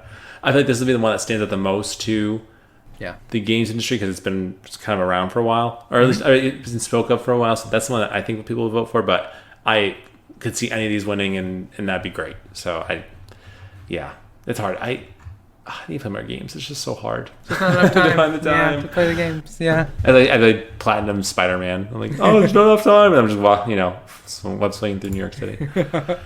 Whatever. Is this mine or yours? I forget. Oh, this is mine. I think right. I just did game. Okay. Innovations in accessibility. So this is games that have pushed the medium as far as adding features and technology to help make more people play more of these games and getting them a chance to play these games, to not make there be a barrier for entry. This is a really great category. I wish I had done more research and knew more about what each of these games are doing. I just really don't. I don't know what these options are. I know Sony has been really pushing their first-party games to have a ton of accessibility features. I'm positive that exists in Spider-Man. I think Street Fighter 6, from just being accessible to a non-Street Fighter, is worth celebrating. I don't know if it's worth celebrating as much as a game that makes it so everyone can participate. But I just don't know enough about the accessibility options in these games to say for sure. I mean, I've played Diablo. I don't know if I'd say there's as many accessibility options as in other Sony first party games I've played, but I'm not sure. I'm gonna guess probably Spider-Man is gonna win this. But you'd be a better expert than I would, because you've seen what those accessibility menus look like. Yeah, I've looked at Spider-Man's. I think I'm between personally, and I don't really know enough about Diablo, Forza, or Hi-Fi. But between Spider-Man, Mortal Kombat, and Street Fighter, they all have pretty good accessibility. Street Fighter more so than Mortal Kombat, I would say, because of the changes they made to casual controller inputs to get specials and supers and things like that. But I have gone through Spider-Man's settings and the accessibility. It's pretty wild. It's pretty extensive. They even have American Sign Language kind of subtitles built in as well, which is cool. Blew my mind. Yeah, I was very I thought it was such a unique thing to put in there. And honestly, if I didn't see that, I would say Street Fighter 6 should win. But because of just how accessible Spider-Man is, being a AAA game, and I guess Street Fighter 6 is actually technically a AAA game as well, but I just feel like Spider-Man is kind of just a little bit more so. I think I would want Street Fighter 6 to win. I am going to say Street Fighter 6. I'm going to say Street Fighter 6 because of how accessible it's become, and I think the industry kind of knows that as well. But I would not be surprised if Spider-Man won, and honestly, it easily could and should. So I'm going to say Street Fighter 6 because I'm kind of going in the perspective of it's pushed the bounds of entry for people in fighting games, which has always been the biggest hurdle for fighting games, is people who don't feel just immediately awful at it and just put the controller down and don't want to play it anymore, which is just a thing in that genre of gaming. So I think that's the viewpoint I'm going to go with for this. So yeah. Next is the Best Performance award to an individual for voiceover acting, motion, and/or performance capture. And the nominations are Ben Starr from Final Fantasy XVI, Cameron Monaghan from Star Wars Jedi Survivor, Idris Elba from Cyberpunk 2077, Phantom Liberty, Melanie Liburd from Alan Wake 2, Neil Newborn from Baldur's Gate 3, and Yuri Lowenthal from Spider-Man 2. Man, I don't know. I mean, this is hard. I haven't seen everyone. I think Ben Starr from Final Fantasy 16 played Sid, no, he didn't. No, he did. He played the main character guy. Because the guy who played Sid, everyone super loved and did not look anything like him, but he was cool. Yeah. So it's just sorry, just rambling now. Man, I honestly really have no clue. Everyone loves Cameron Monaghan, but I don't think what's his face in the game was the most Cal compelling Kestis. voice act. I don't. Yeah. I think Cal. I didn't really connect with Cal. I think he was better in some ways than the first one, but I don't know if it was enough to swing with some of these other folks. Me too. And honestly, I think with the performance of Spider-Man 1, I still feel like, this is maybe a hot take, I think the story of Spider-Man 1 was more gripping than Spider-Man 2. I didn't feel the same sense of urgency, and like I wasn't left with this like, oh, you know, like I in Spider-Man 2 like I was in Spider-Man 1. From what I've seen of, I don't even know who Neil Newborn plays in Baldur's Gate 3. He plays Asterion. Is that the one that everyone loves? The vampire with the white hair. Yeah. Oh, okay. Yeah, everyone loves him. He is like. I'll talk about it on my thing, but yeah. I think I honestly I don't think it'll be Idris Elba either. I think he was kind of more of an image to sell Phantom Liberty than he was maybe his performance. I'm sure he gave a good performance, but nothing stood out to me. I have heard that is it Melanie? I said Melanie. Melanie Billard is really good, and from what I've seen in her in Alan Wake 2, she's fantastic.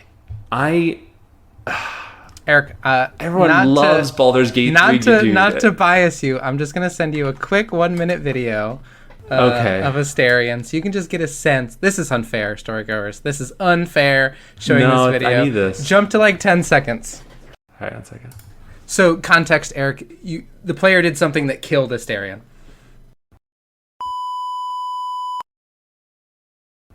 Oh man. Okay, I think not to bias you in any way. Everyone loves him. That's all I see on social media from Baldur's Gate 3 is that character. Yeah, people love him. Yeah. I'm gonna go on a limb. Yeah, I'm gonna go on a limb, as I think Baldur's Gate 3 again is gonna win a bunch of awards. And granted, this is more of an individual award, based on performance, which I feel is not the same as like all the developers working on one singular game. A little different. I'm gonna say Melanie from Alan Wake 2. From what I saw of her, I think looks like she does a really good job. She does. She's really great. But it could be Neil Newborn easily. I would not be surprised at all. Yeah. What are your thoughts? I think I have not seen any of Ben's performances. I think Cal, talking to Monahan, I think Cal was. I enjoyed Cal more in this game than the previous game, but I don't think it was. I think there was some more characterization than in the first game, but I don't think it was enough to kind of really win over. And I think the story just kind of fumbled it a little bit. Idris Elba was great.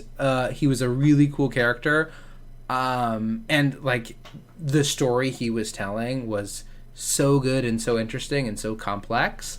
But I don't know if like I felt the full emotional experience of what he was trying to communicate at all times. I think that's partially because he's playing a character who is kind of emotionless by design, as like a secret agent who has like walls up. Melanie, I've seen like the first hour of Alan Wake and is really incredible, and I think like probably what they have to say and engage with in that game is probably so weird and out there that I don't know how you'd voice act for it. And who does Yuri play? Peter Parker? Is that who his? Yeah, he plays Peter. Got it. But I think Neil. I think Neil's gonna win this, just because of how well loved Asterion is, and because of how much freedom they had to kind of bring whatever they wanted to those characters, and he really brought a lot to that character that I think Neil Newborn's gonna win. I mean, he like you see his. Look him up. Look him up, and then look at his performance in the game. He doesn't look like someone who would like perform. When I hear the performance, I don't picture him, which I think goes to his credit. Like he's selling it. He's doing a great job with the performance. Yeah. It could easily be him, and I wouldn't be surprised at all. So we'll see. It'll be a hard one. Yeah, we'll see. Okay. Best audio design. Recognizing the best in-game audio and sound design. We have Alan Wake 2, Dead Space, Hi-Fi Rush, Marvel Spider-Man 2, and Resident Evil 4. I have played none of these games. It is hard for me to say. I think there are some wild multimedia things happening in Alan Wake 2. I think Dead Space, the ambience and space they are creating is probably like fully carried by art design in a lot of ways. Hi-Fi Rush is like a fully musical game, so I'm sure the audio design had to be really incredible for it. I think my guess is Alan Wake's going to win this, is my guess. Okay. All right. I hear you. But I do, man, I cannot type it. I can't not look at the keyboard and type. God, like basically just like Gen X over here. No offense to Gen X. My bad. But in terms of audio design, the fact that Hi-Fi Rush was designed with audio in mind first, I feel like that's the game that people are going to stand out. I think I picked Hi-Fi Rush for a category, and now I'm kind of regretting it because I feel like this would be the one that people are like, no, Hi-Fi Rush deserves just, this one particularly. Yeah. But I think I'm going to just say Hi-Fi. I think Hi-Fi, the fact that it was based in audio and did such a great job with it, I feel like that'll be the one people like look at. Though I feel like Alan Wake 2, probably Dead Space 2 especially as well, might also deserve it in terms of design. But yeah. But then going back, the next category is Best Score and Music. And the nominations are Alan Wake 2 with the composer. Oh man, I don't want to say the composer. I'm not going to say the composers. If that's okay. Yeah, that's fine.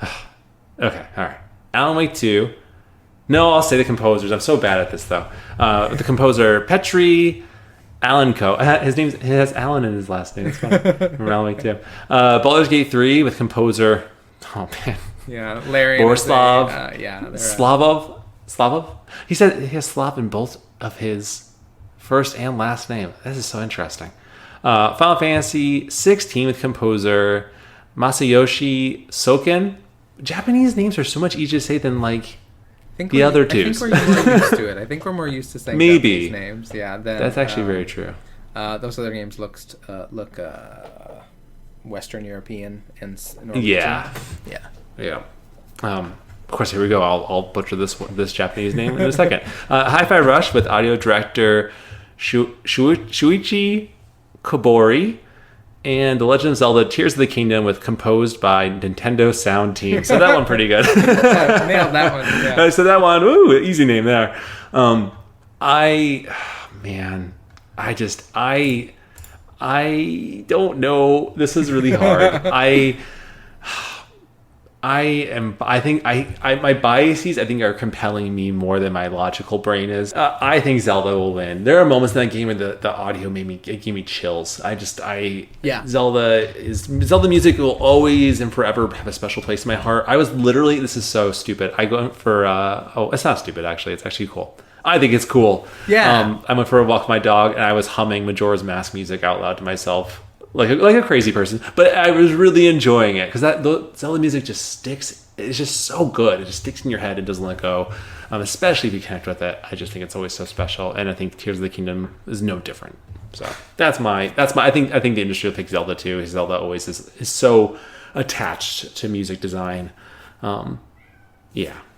Yeah, I think I agree. I think Alan Wake 2 has some really interesting sound design in that they have like a band who they bring for certain musical parts. There's a band who's in the first game and who is in control, who's coming back and does a really long song in this game that I think people will be excited about.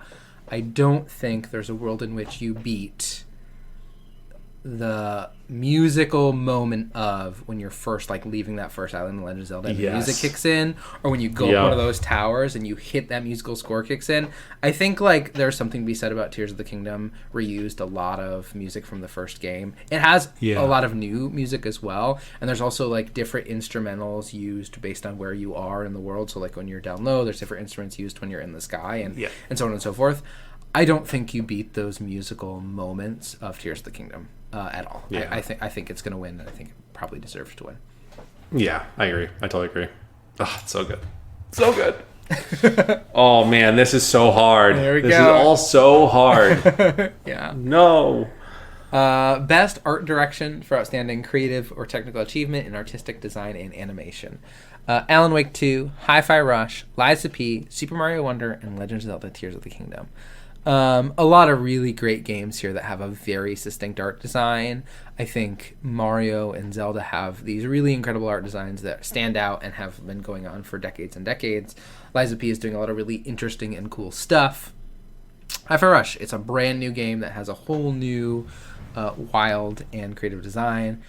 Alan Wake 2, I think, is doing some crazy stuff technically, in that you can go from the world to another world instantly at any time, as well as just the amount of, combination of real. I think Alan Wake 2 is probably my pick here. I think Legend of Zelda will win. I think there's so much cool technical stuff going on in Alan Wake 2 that is like only possible with the newest technology, which maybe isn't isn't fully relying on that art design, but I think there's something so cool about the art design there that I think I think I want it to win because it's doing so many interesting things. I think Legend of Zelda is going to win this for sure. Yeah. I think valid. I think it's very valid. I think with how the rest of the categories will go, I feel with what I've heard from, at least from the sources I kind of connect with in the games industry and the sources that I kind of watch and things like that, and also my personal wish, I think it is more of my personal desire as well mixed in with this, but I just feel like with Lies of P not being nominated for Game of the Year or Action Game or whatever it was, that's wild. That was nominated for Action Game. I know it's killing me. It's literally killing me. I would have traded Star Wars out for it in a heartbeat for sure. I love the art of Lies of P. I think Zelda's great. I think Zelda has amazing art. Actually, all of these have great art direction. Actually, especially Hi-Fi Rush has so much character, and you can see that. But in the game of Lies of P, it is so unique and so well designed and just so beautifully haunting. I just don't think anything else is like it in this category. Well, maybe Alan Wake 2, I guess, when I say it like that, but it's so like gothic and like European-esque style art direction is so cool, and just the way the character looked. Just when you are in the menu to switch your Legion arms, you have different arms in the game that you use, and just looking at the design of each arm, it's just like I would just stare at them sometimes. I was like, oh my god, these are so cool. If anyone cosplays as P, the main character of the game, Pinocchio. Say Pinocchio, Eric. Say it. They never say he's Pinocchio. They never say he's and actually Pinocchio is a story in the game, which is actually kind of cool. But it is Pinocchio. It's just I wouldn't want to say the wrong thing and make people mad at me. Totally fair. Say it, you coward! Pinocchio. It's Pinocchio. But his arms are just so cool. His like design, the whole design of it. I think that because it wasn't nominated for more things, it was really well loved. I think Lies of P will win this, and that's also like my super hope for the game too. Yeah. Okay. Best narrative, right? Yeah, this is our bread and butter. The ones I would have picked are not here, but that's fine. Whatever. The nominations are Alan Wake 2, Baldur's Gate 3, Cyberpunk 2077, Phantom Liberty, Final Fantasy 16, and Marvel's Spider-Man 2. I have seen a little Alan Wake 2. I've played all Spider-Man 2. I don't know the story of Baldur's Gate 3. I've heard a lot of the story of Cyberpunk 2077, Phantom Liberty, and I know a good amount of Final Fantasy 16.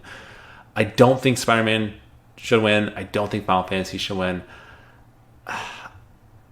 And I don't think that Phantom Liberty will win. I really think it's between Alan Wake 2 and Baldur's Gate 3, and I feel like because of where the accolades are probably going to be going, I think because Alan Wake 1 and how amazing of a narrative that was too, I think something tells me Alan Wake 2 will win this. I don't know what it is. I almost feel like Baldur's Gate should be the one. Oops, I messed that all up. Should be the one that people are going for.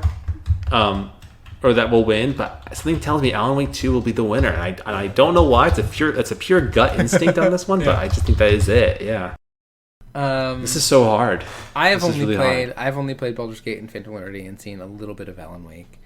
I think Phantom Liberty is doing some really cool and interesting things, and it is genuinely making you make choices that there's no good answer in a really cool and interesting way. and really playing with who you are as a character and what you want out of this world, and to take a DLC and put it in the middle of a story and have it then enhance the ending, I think is something like pretty tough to do.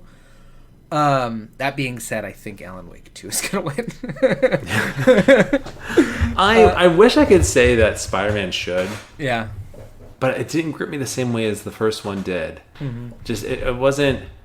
There's a lot of things that I think could have been more narratively compelling, and maybe we can do a bonus episode on that when you do play Spider-Man 2, Ryan. As I'm curious to your perspectives when you if you do play it, but just kind of seeing where Alan Wake's going and the narrative with that. But again, I if Baldur's Gate 3 or Cyberpunk win, I don't think you're wrong in that. Like, those are great narratives too. And Final Fantasy 16 is fine. I don't think it's the most compelling story either.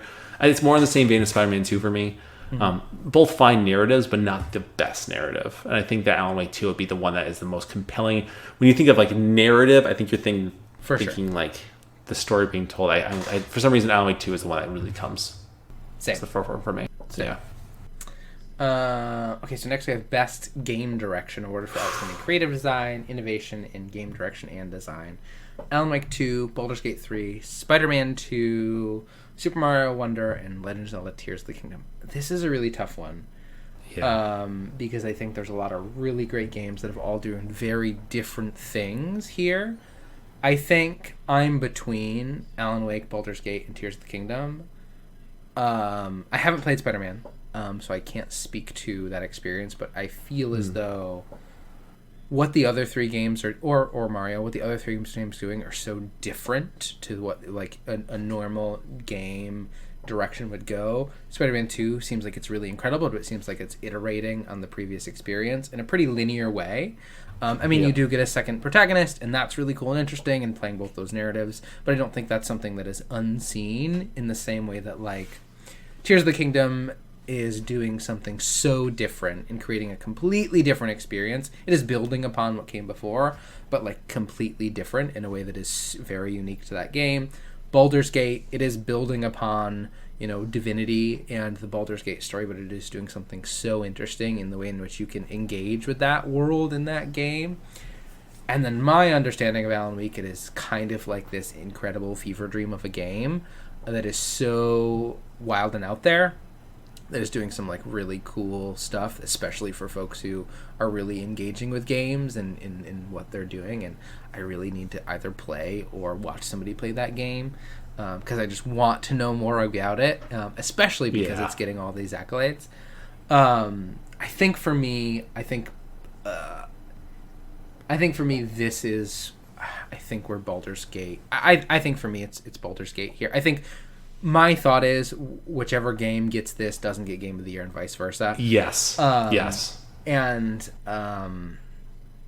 it's hard. I think overall, I think my pick for this is Baldur's Gate 3. I think this is like creatively what it's doing and what it is trying to, accomplish, and what it does accomplish is so wild. I have played about 200 hours of Baldur's Gate, and I've just started the second act. Like, there's so much scope to that experience and so much freedom in how you engage with it that it is, like, so masterfully designed. I haven't seen Alan Wake 2. If it, meets what I've heard about it, it might be the better winner here. And then I think, obviously, Tears of the Kingdom is, like, added so much. It's so hard because Tears of the Kingdom came out so early in the year that it is at a disadvantage, I think, here because of recency bias. In a lot of ways, it's hard to remember how like much that blew up the entire world when it came out, versus now. I think for me, this is Baldur's Gate 3. I think. Yeah, I think you've said it beautifully. I think you're right. Between this category of game direction and game of the year, whoever doesn't win this will likely win. Between the two that you're kind of pulling for, whoever one doesn't win this one will win probably game of the year. And I think that is what I'm seeing from this. It's either Baldur's Gate 3 or Zelda that take this, and then vice versa for game of the year is probably what's going to happen. Yeah. That's what happened with Elden Ring and God of War. I think is Ragnarok or God of War Ragnarok. Man, it's so hard. So when you think of like best game directions, outstanding creative vision, and innovation in game direction and design, whereas game of the year, can I read game of the years? Can I go back and forth really fast if that's okay? Game of the year is defined as recognizing a game that delivers the absolute best experience across all creative and technical fields. So I think in that regard, so thinking about like, when I think of game direction is really expounding the scope of kind of what game design looks like and really branching out and kind of like going into new frontiers or expanding in ways that had never been done before. Like genre defining. Yes. And then game of the year is the game of the year that it's the game that overall people just like connected with and just felt like represents gaming as a whole for that year. Like what is the best game that's come out that just represents what gaming is and a game that everyone truly loves. Not unanimously, but majoritively or not majoritively either. Just like kind of like, well, you look at this game and like, well, it's not my favorite game, but yes, this represents gaming at the best, right? Like, like Liza P would probably be my game of the year if not for Zelda. Though Liza P is not going to be everyone's favorite game. You know what I mean? Not the same thing, but regardless, I think not to take your answer, Ryan, but I think you are right. I think that Baldur's Gate 3 will win this. Yep. In game direction because of how crazy the scope is of the direction of that game. And like you said, you put 200 hours in and you're in Act 2 already. So I feel like the creative vision of the game is just ever encompassing, more so than Zelda, honestly. Yeah. Zelda has done way more than it did in the first game. But I don't think that... Now, can I go to Game of the Year now, if that's okay? For sure. Yeah, please do. I think that for Game of the Year, when you think of it, the best overall experience, yes, like when Zelda came out, it kind of blew up the world. Everyone was playing Zelda. Yeah. And I think that's a game that everybody connected with because of how creative of an experience it was. You know what Zelda is, and it was just more of that plus 2 new areas in a whole new world that you'd already experienced once. Like it was already like it was people saying like I can't go back to Breath of the Wild because like Breath of the Wild felt like a tutorial for now Tears of the Kingdom, which is like that's wild. That is a wild that this game that came out 7 years prior now feels like a tutorial in a game like Breath of the Wild or Tears of the Kingdom that is like just ever encompassing this amazing experience that expounds on what came before it. Which I guess you could say of Baldur's Gate 3 too. This is really hard. It's going to be one or the other. Yeah, for sure. Yeah. So I think Baldur's Gate 3 will win game direction. And then going to Game of the Year, I mean, we already said it, right? But like, we had Alan Wake 2, Baldur's Gate 3, Spider-Man 2, Resident Evil 4, Super Mario Bros. Wonder, and Zelda, Tears of the Kingdom. I do, as much as people, I think some people really hate how much it wins sometimes, but I do feel like Zelda will win because Zelda is it's a great game. It really is a great game, and I think that if they didn't expound on what they already expounded, they didn't push the limits even more so than they would the game before, it wouldn't be winning Game of the Year. But Zelda consistently improves, and Nintendo does such a great job of making sure that the next iteration of Zelda every time is better than the one before it in some way, shape, or form, whether it's gameplay or story or whatever it may be. So I think Zelda takes Game of the Year. Yeah, I agree. I completely agree.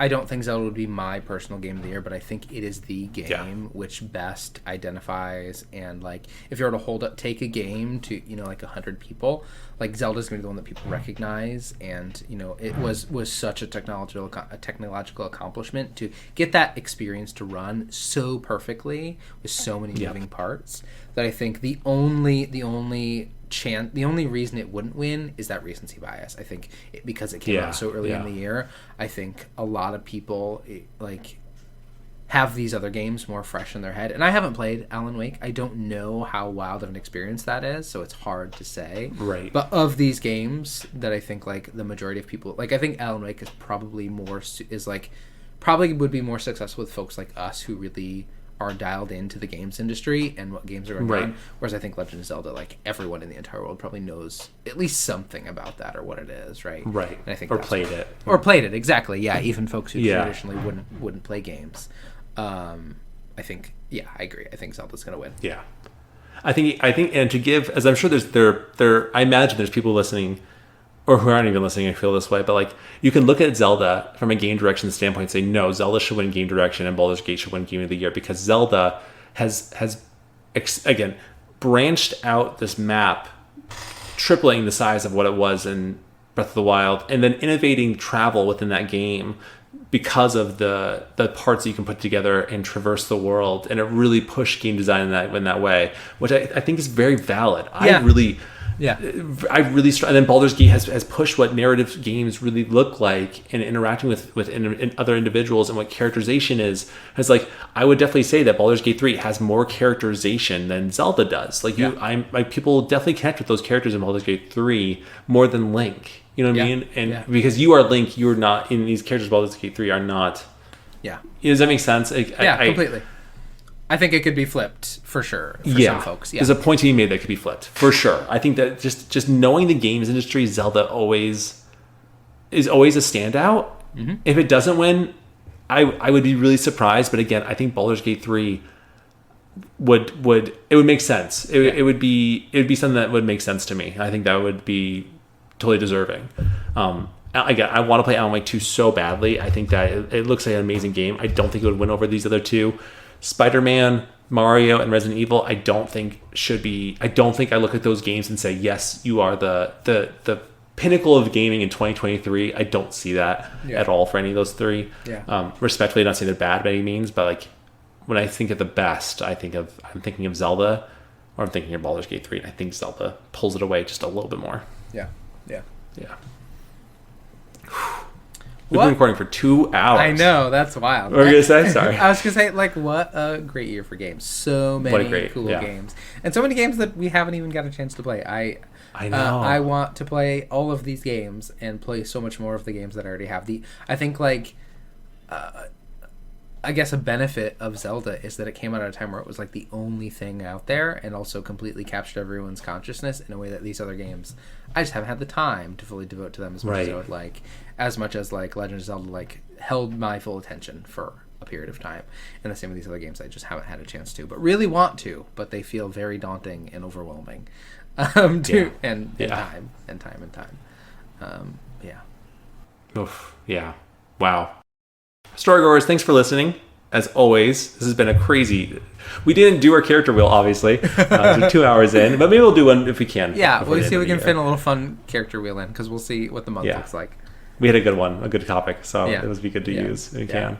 But let us know what your thoughts are on Game of the Year and all the categories. What did you think? Did we get this right? Are we totally off base? We would love to know. Email us your thoughts, feelings, and perspectives to talesfromthecartridge@gmail.com. All of the E's are 3's. You can also find us on our social media by leaving a voicemail or a text at 207-494-4334, or answer the poll down below if you're on Spotify. I think one of the polls will be, what's your Game of the Year? Yeah. Which one do you think should win? I think that'd be really interesting. And why should it have been Lies of P? Because it's so good. Lies of P is so good. But no, I hope everyone enjoys the Game Awards Thursday at 8 o'clock. We aren't sponsored, but man, Jeff, you really should get on your A game. But please sponsor us, please. Yeah. Oh man, can you imagine us on the stage at Game Awards? I'd be pooping my pants. It'd be a stressful time. Yeah. Yeah, it'd be really scary. Yeah. Yeah. Wow. Okay. Well, hopefully everyone enjoyed this. Hopefully have more episodes out this month. But regardless, whether we talk to you now or next month in January in the new year, everyone have a safe holiday season. Whether you're celebrating or not, everyone be safe. Everyone take care. Good luck buying all your gifts, all that good stuff. And we'll see you in the next episode. Bye. Bye.